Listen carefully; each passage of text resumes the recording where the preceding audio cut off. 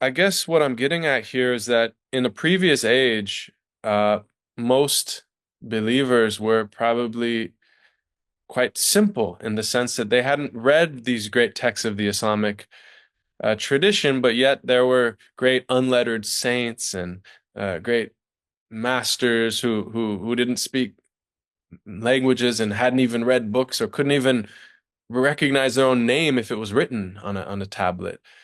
But and this is kind of where the question comes, is it seems that it's harder and harder to just be a simple believer in our age because we live in such a different intellectual milieu and we're exposed to so many different ideas that almost it becomes necessary to dive deeper for those that have the capacity, just based on the type of schooling and cultural influences that we have. So I guess I'm just open to any reflections you have on this topic.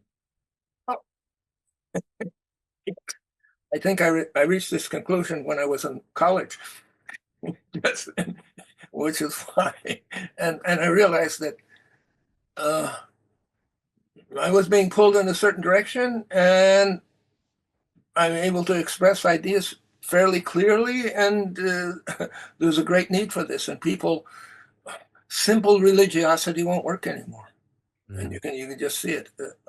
This is uh, yes, exactly.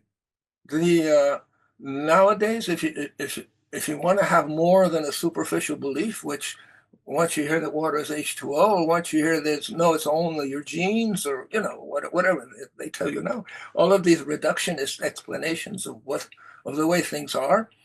We're just computer programs, all these theories of what makes us uh, makes us what we are. You need you can't just hide in a bubble. In the old days, you could go off and maybe you lived in a mountain village someplace, but nowadays you can't. None of you can escape your cell phone. It's all there. The world is there for you, and it's entrancing. So how does one escape that? I think the only possible way is to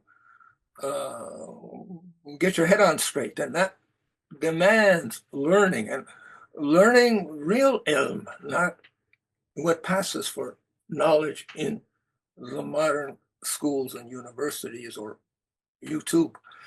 Uh, you have to dedicate yourself to learning by yourself. One of the reasons I avoid these kinds of events that you've invited me to, and it was only because of your connections that I accepted, is precisely because I think if people are not serious enough to pick up a book, listening to someone, speak off the top of his head is not going to be much help, because after all, they'll just switch to the next channel, the next hour, there's someone else talking, and that will nullify. There's a great book I read years ago. You may be familiar with Four Arguments for the Elimination of Television. You're aware of that book? It's a really good book, but of course, television has now been eliminated by the internet.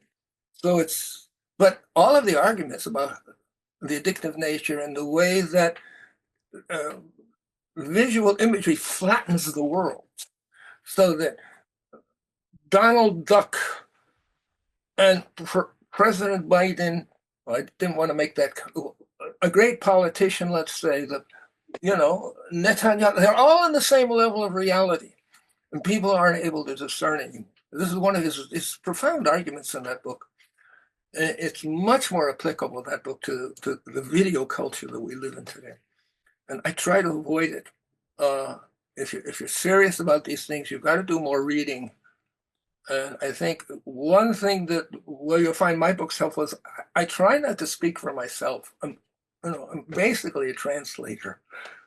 Interpretation, in order to translate, you have to do some interpretation. But I'm basically a translator. I'm trying to get these remarkable texts available in a modern format where we can read them, understand them, where they can speak to us.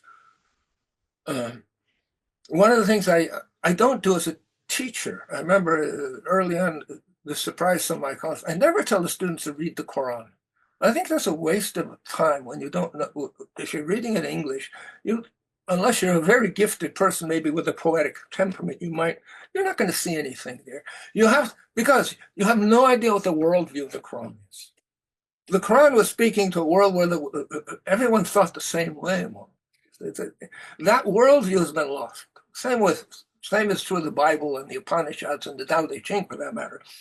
The worldview is gone. So what I've always been trying to do, let's say beginning with Rumi, the Sufi path of life, is offer you the worldview so you can see the big picture where they're standing, and then you can see the logic of this sort of rhetoric in the Quran, this sort of mythic imagination, which is both intellectual, and very imaginative and expressive, which speaks to you on all levels of your being.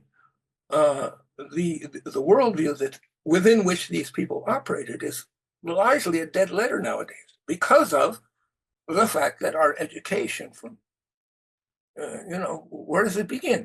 It begins with various videos, one or two maybe, is all grounded in various scientific views of the world. And therefore, it's extremely difficult to break out of that. And I think that's one of my intentions. One of the things I was hoping for with Science of the Cosmos, the book, was to give people a way of beginning to break out of the grip of the scientific worldview, which just holds us from failing to see what is going on in Rumi, for example, or much less Ibn Arabi.